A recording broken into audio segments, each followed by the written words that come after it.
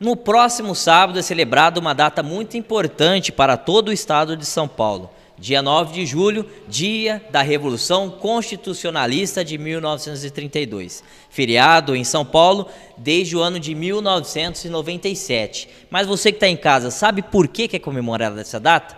Sabe o real significado da Revolução Constitucionalista?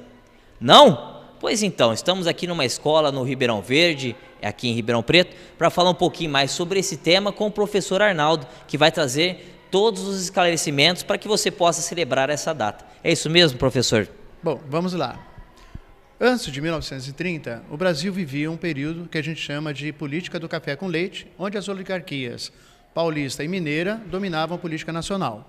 Bom, em 1930 é feita uma eleição para presidente da República. Getúlio Vargas, que era gaúcho, é um dos candidatos, ele perde a eleição, né? Mas aí alguns acontecimentos inesperados, como por exemplo a morte do vice-candidato João Pessoa, levam uma comoção nacional que leva a um movimento revolucionário, a famosa Revolução de 30. Getúlio Vargas assume o poder com uma esperança de renovação política e social no país, mas não é o que acontece. O que ele faz? Ele coloca interventores em todos os estados brasileiros que não eram favoráveis à chapa getulista, inclusive São Paulo, obviamente, né? Então saem os presidentes, que eram como se chamavam os governadores estaduais, e entram os interventores, que traz uma grande revolta no povo paulista. Essas revoltas são traduzidas em manifestações públicas que acontecem, né, sobretudo na cidade de São Paulo. E no dia 23 de maio de 1932, numa dessas manifestações, né, foram mortos 4 estudantes, Martins, Miragaia, Drauzio e Camargo, um deles inclusive daqui de Jardinópolis, né, dando origem à sigla MMDC, né? Essa sigla ela é a senha para o início da Revolução.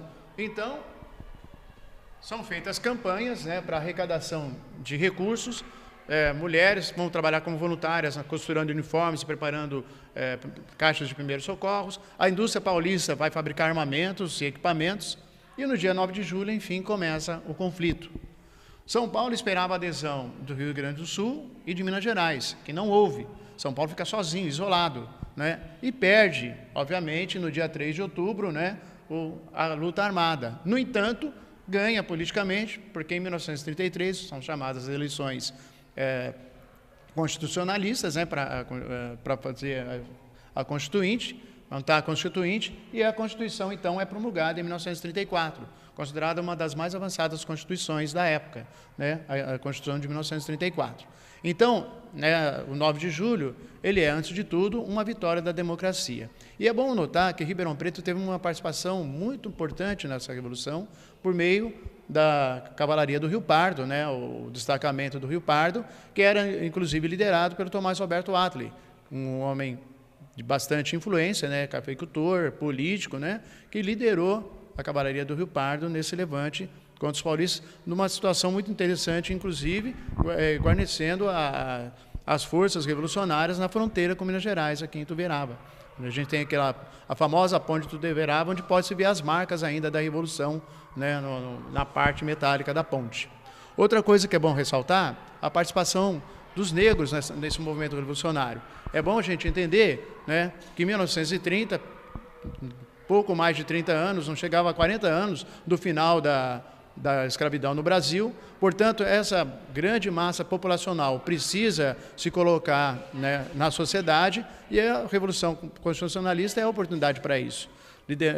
Surgidos, né, emergidos no meio da Legião Brasileira, né, da Legião Negra Brasileira.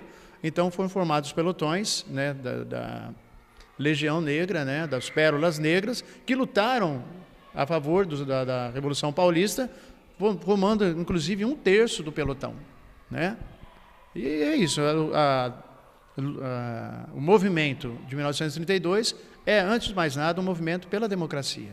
É uma dúvida que surge bastante, a gente vê muitas pessoas até confundindo as reais ações dessa revolução com a questão do separatismo. Esse era um movimento separatista, realmente, ou isso daí é mais uma lenda? Pois é, a ideia separatista é uma ideia que já vem há algum tempo, né? E na Revolução de 32, obviamente, muita gente querendo pegar carona, o movimento separatista também tentou, né? Inclusive, eles tinham uma bandeira que suprimia o mapa do Brasil e substituía pelo mapa do Estado de São Paulo, a bandeira paulista, né?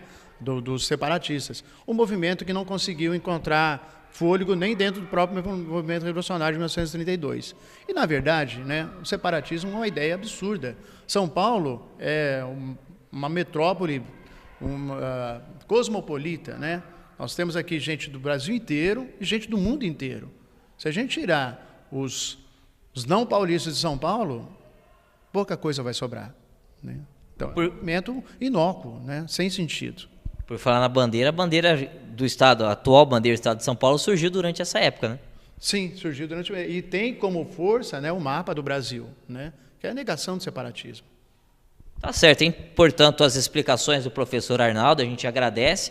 Esperamos que o telespectador tenha entendido realmente o que foi a importância, não só para São Paulo, mas para todo o país, da Revolução Constitucionalista de 1932.